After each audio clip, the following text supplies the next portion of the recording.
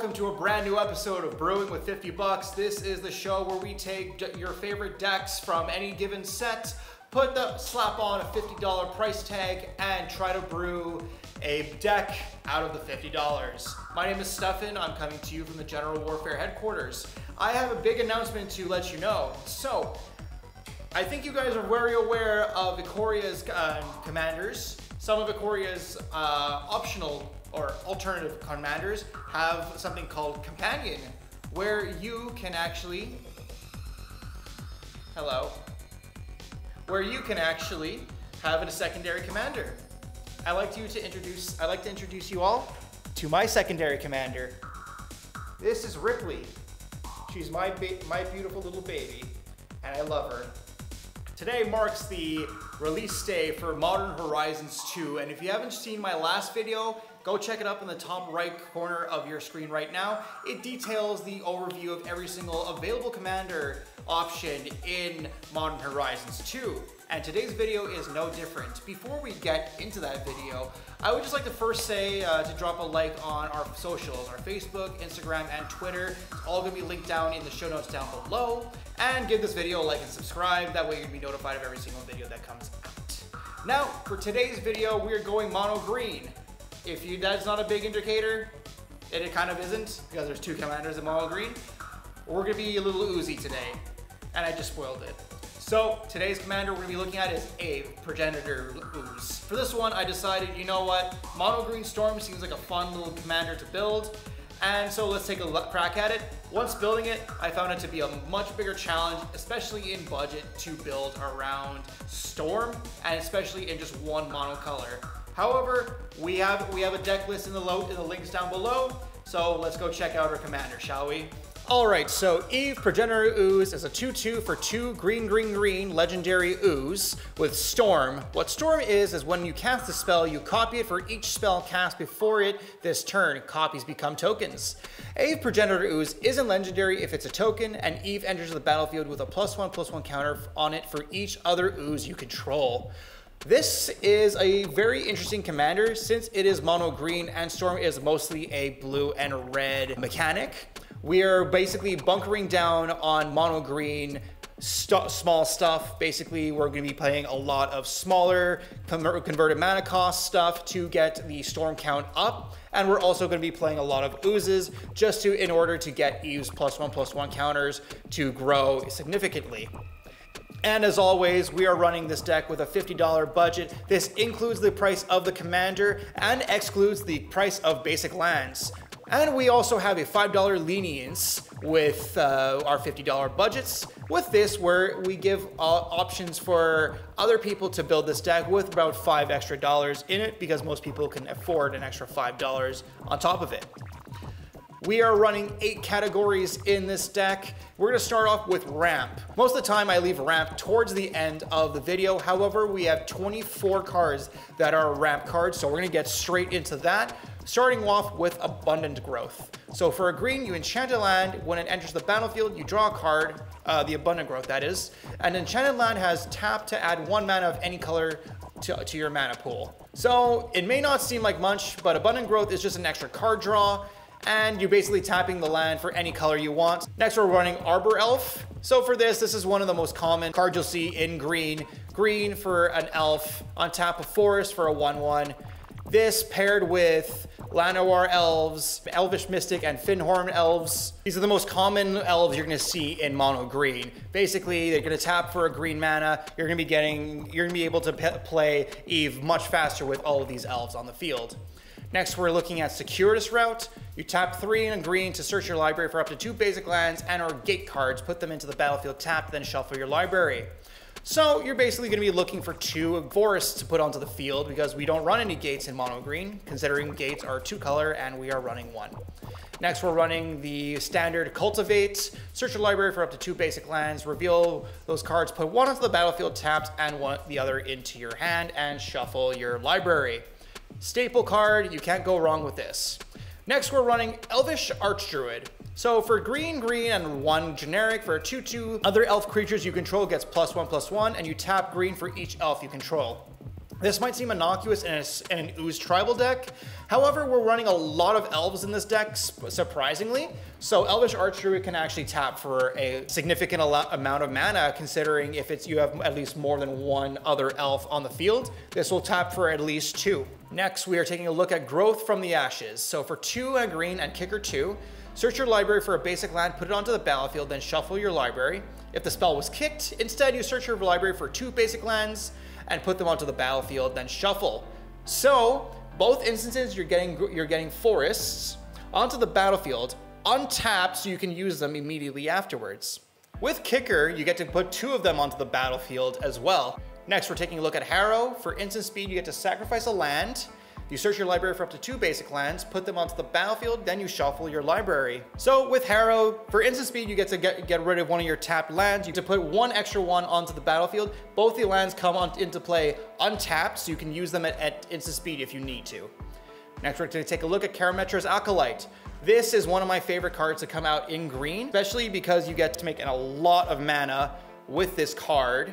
Especially because Devotion to Green is going to be supremely high with this card. And especially in a deck where a lot of the Devotion is at least 2 or more, you're going to be getting a lot of mana with Karametra's Acolyte. Next, we're taking a look at Kodama's Reach. For 2 and a green, you get to search your library for up to 2 basic land cards, reveal those cards, put one into the battlefield tapped and the other into your hand. Kodama's Reach is basically a secondary Cultivate, as I've come to realize just now. However, this is not a knock against it, because this is also a really good card, even though it is price point about 70 cents more expensive than Cultivate. Next, we are taking a look at Llanowar Tribe. So for 3 green, you get to, it's a 3/3 Elf Druid that tapped for 3 green. Simple enough. Next, we're taking a look at Llanowar Visionary. Whenever it enters the battlefield, you draw a card and you get to tap it for a green. This was, in my personal opinion, probably the best elf card to be printed in the last year. I'm not talking about like legendary or anything like that. I'm talking about common elves here to be printed in the last year, considering it's not only a mana dork itself, but it comes into play and lets you draw a card. It's 2 cards in one. It's Llanowar, it's Elvish Visionary, and it's a Llanowar Elf altogether. Next, we're running Migration Path. For 3 and a green, you search your library for up to 2 basic land cards, put them onto the battlefield, tap, then shuffle your library, and you get to cycle it for 2, meaning you get to discard this card for 2 mana and draw an extra card. Nisa's Pilgrimage is 2 and a green, you search your library for up to 2 basic forest cards, reveal those cards, put 1 into the battlefield, tap, and the rest into your hand, then shuffle your library. However, it also has the added Spell Mastery, where if there are 2 or more instants and or sorcery cards in your graveyard, you search your library for up to 3 basic forest cards and instead of 2. Rampant Growth is another amazing staple. Basically get to search your library for a basic land card, put it into the battlefield, tap, and shuffle your library. You'll not see a green deck not run this card. Roiling Regrowth is effectively Harrow, except those lands come into play tapped instead of untapped. Now next you're running Sakura Tribe Elder, or as we call him, Steve.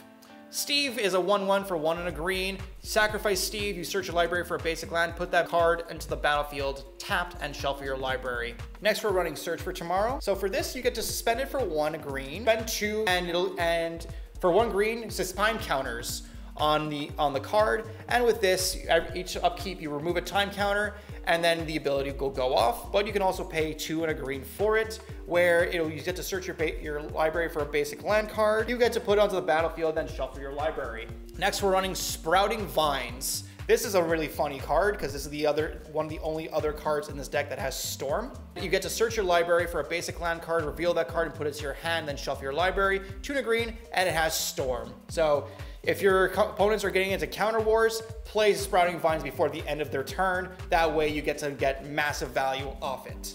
Next, we're taking a look at Terramorph, which is one of the newer cards from Modern Horizons 2.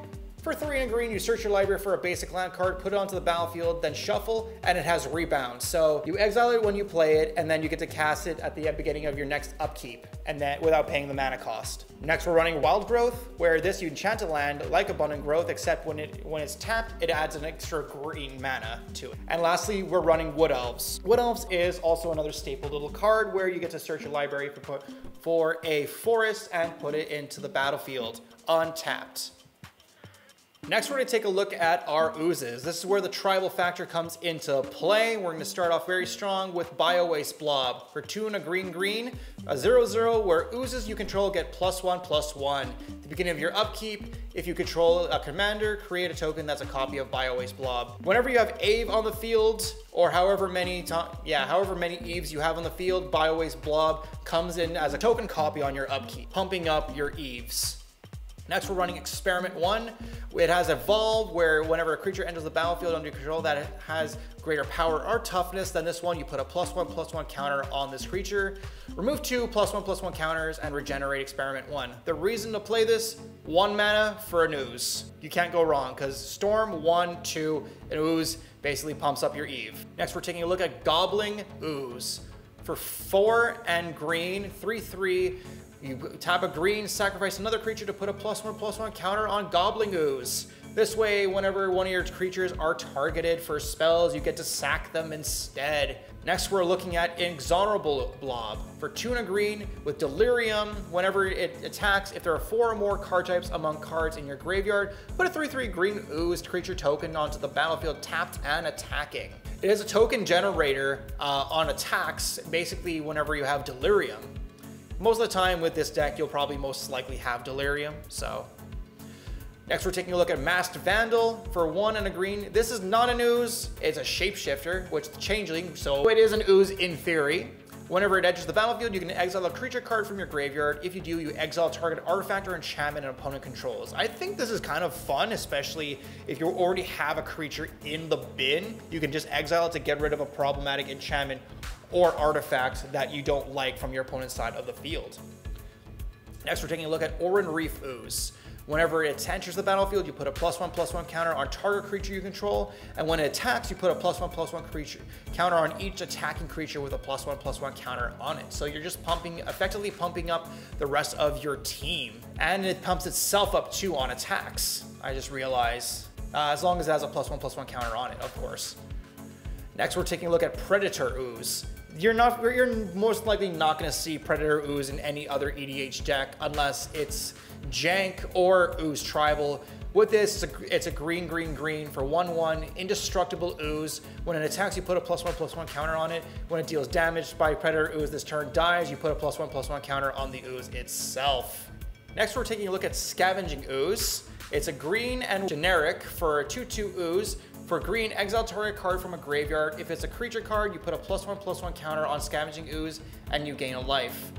With this, you used to see this a lot in CDH decks, I should say. I don't know if there's still a lot of Scavenging Oozes in CDH. If you see a lot of them, or if your play group plays with them, let me know in the comments down below. However, I still like Scavenging Ooze. It's a fun graveyard hate card, especially for 1 green, exiling cards from a graveyard. Any card itself just gets rid of it immediately. Next, we're looking at Slurk, All Ingesting. So this is probably one of the most high-costed cards in the deck. For 5 and green, which means 6 mana for an Ooze, it enters the battlefield with 5 +1/+1 counters on it. And whenever Slurk or another creature you control dies, if it had a +1/+1 counter on it, put a +1/+1 counter on each creature you control that has a +1/+1 counter on it.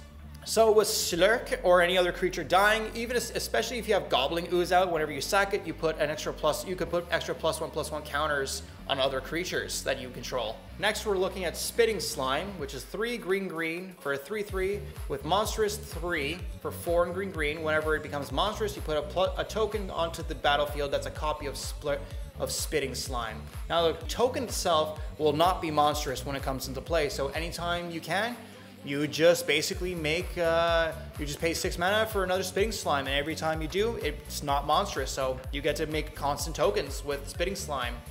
And last of our oozes is Universal Automaton. So 1 and for a 1/1 changeling, so it's an honorary ooze. Next, we're gonna take a look at our draw cards. This is gonna help us get to whatever we need in our deck a lot faster. Starting off with Collective Unconscious, you draw for each creature you control. This, you basically have, if you have enough Eves on the field, you have enough oozes, you get to draw a significant amount of cards.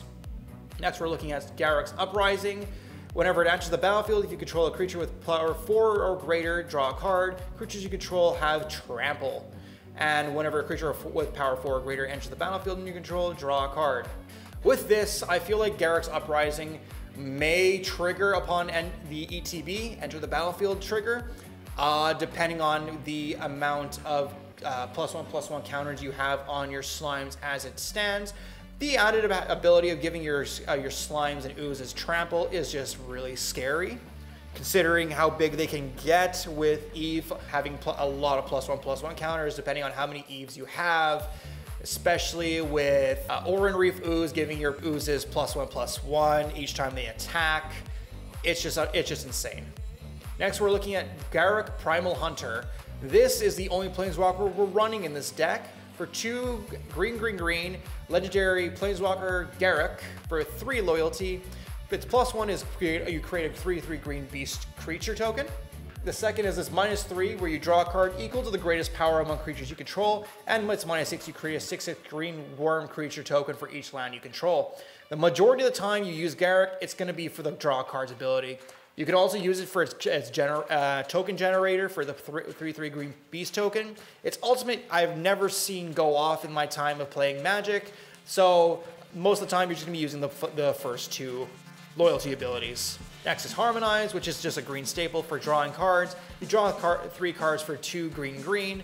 Inspiring Call lets you draw cards for each creature you control with a +1/+1 counter on it, and those creatures gain indestructible until end of turn for an instant for 2 and a green. Kendra's Transformation lets you draw a card whenever it enters the battlefield, and enchanted creature loses all ability and is a green elk with base power and toughness 3/3. And the next we're looking at is Momentous Fall for 2 green instant. You get to sacrifice a creature, you draw cards equal to the sacrificed creature's power, then you gain life equal to its toughness. Return of the Wild Speaker is 4 and a green to draw cards equal to the greatest power among non-human creatures you control. Non-human creatures you control get +3/+3 until end of turn. And lastly, Shamanic Revelation, 3 and a green. Draw a card for each creature you control, like Collective Unconscious, except with this one has Ferocious. You gain 4 life for each creature you control with power 4 or greater. Next, we're going to take a look at our utility cards. We're going to get started off with Kolga, the Titan Ape. When it enters the battlefield, it fights up to 1 target creature you don't control. When it attacks, you destroy a target artifact or enchantment defending player controls. And you get to return a target human you control to its owner's hand, and Kolga gains indestructible till end of turn. Next is Life Crafter's Bestiary. At the beginning of your upkeep, you scry 1, and when you cast a creature skill, you may pay 1 green to draw an extra card. Value: Ronas's Monument. It lets green creatures you control cost 1 less to cast, and when you cast a creature spell, target creature you control gets +2/+2 and gains trample until end of turn. So the +2/+2 is very effective, especially when you're trying to get in for extra damage. Trample is going to get you there a lot faster as well. Rude Awakening lets you untap all of your lands, and until end of turn, lands you control become 2/2 green creatures that are still lands if they're entwined. Most of the time, you're just going to use this to untap your lands to get the extra mana that you need to cast your spells and cast Eve to get a massive amount of oozes. Celestia Eulogist is extra value. For 2 and a green, you exile target creature card from your graveyard and populate, making a token that's a copy of a creature token you control. So you can make tokens of Eve, actually, as long as you have Eve creature tokens. Next is Wilderness Reclamation. At the beginning of your end step, you untap all lands you control. That way you leave up a lot of valuable resources for your opponents to be scared about. And you have Yeva, which also works in favor of Wilderness Reclamation. When it has Flash, and you may cast green creature spells as though they had Flash. This is a very fun pairing because Wilderness Reclamation lets you untap all of your lands you control, and when it comes to at the end of your opponent's turn, before it gets to yours, you get to flash out all your creatures so that they have haste when it comes to your turn. Next, we're going to take a look at our removal spells. We're running 6 in this deck, most of which are very cut and dry, very known cards in green. So we're going to start off very quick. We're going to go through this category very quickly with Beast Within. Staple card, you destroy a permanent, its controller creates a 3/3 green beast creature token. Crossing Grip is a split-second destroy target artifact or enchantment card. Nature's Claim, for 1 green mana, you destroy target artifact or enchantment. Its controller gains 4 life. Rex Sage lets you destroy an enchantment or artifact, and Return to Nature either lets you destroy an artifact, an enchantment, or exile a card from a graveyard. Next, we're going to be taking a look at is our recursion cards. We're running 4 in this deck, starting off with Balagad Recovery. For 2 and a green, you return target card from your graveyard to your hand. It is a modal card with its other end being Balagad Sanctuary, where you get to add an extra green mana if you so need it. Reclaim is an instant that lets you put target card from your graveyard on top of your library. Regrowth is a staple card for any green deck that lets you put a target card from your graveyard to your hand. And Timeless Witness allows, when it enters the battlefield, you return target card from your graveyard to your hand, and it has Eternalize for 5 and green. This is an E-Wit for 1 more mana, and with Eternalize, you get to do it a second time over. Next, we're going to take a look at the extra cards in this deck. Basically, cards that don't have enough cards in its discipline to give it a category in and of itself. We're going to start off with our win cons. Kalma, Heart of Crozan is our main win con, one of our main win cons, where creatures you control get +3/+3 and trample till end of turn. Giving all your oozes +3/+3 is extremely scary, and swinging out with very buffed creatures is just terrifying for your opponents. Overwhelming Stampede is our other win con, where until end of turn, creatures you control gain trample and gets +X/+X, where X is the greatest power among creatures you control.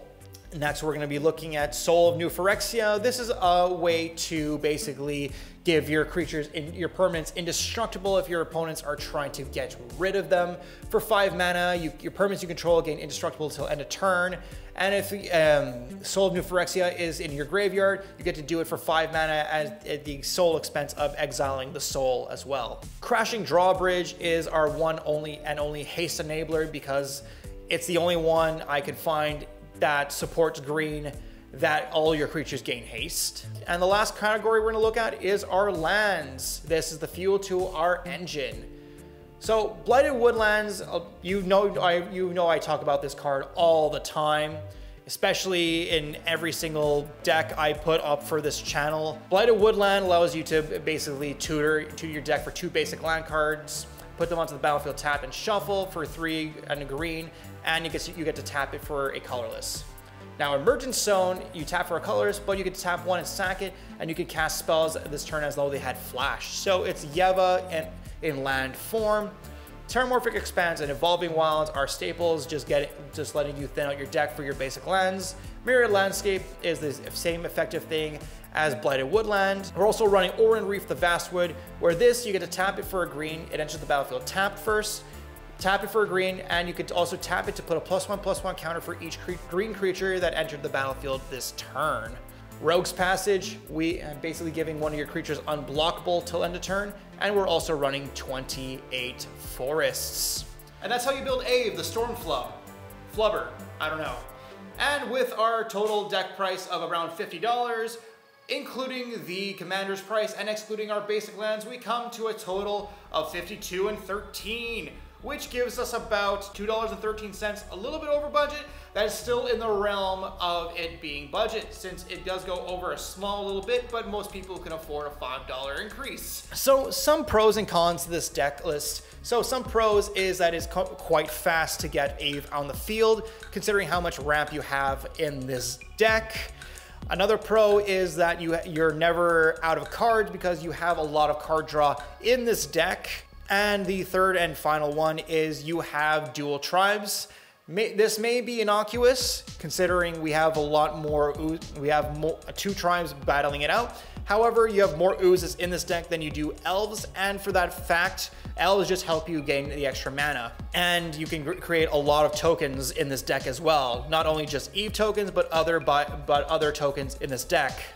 And some cons to this deck is that if you get wiped out, it takes a while to recover, especially with Aeve being your commander and the commander tax slowly building up, especially since Aeve in and of itself is 5 mana. After it dying twice, you may not want to play it immediately afterwards. You're very susceptible to get countered in this deck. There's no real ways to counter spell in green that I could think of that aren't really effective against your opponents. And you don't have as much interaction with the other players, since there's not a lot of removal, and you don't have the necessary funds for board wipes in green, even though there are not that many board wipes. And some cards I would recommend to put in this deck if you are splurging on this deck that is going beyond $50. I would say put in Yavimaya, Cradle of Growth, considering it's just Urborg for green.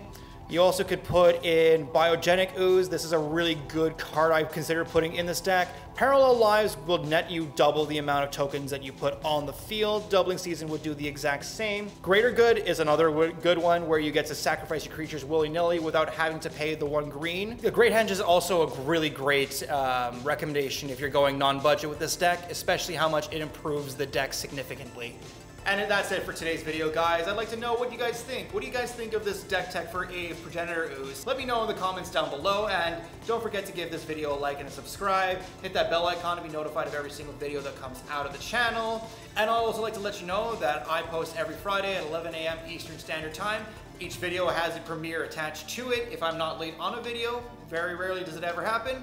But nonetheless, I post every Friday, 11 a.m. Eastern Standard Time. Every video has a premiere attached to it, so 30 minutes beforehand, you will be notified of the video being released. And if you want to suggest a deck idea, if you want to suggest a video idea altogether, feel free to get in touch with me through our socials, where it'll be linked in the show notes down below, our Facebook, our Instagram, and our Twitter page, linked in the show notes, along with the deck list down below. And my name is Stefan. Thank you guys so much for watching this video, and I'll see you guys next Friday for a new video. Until then, cheers everybody.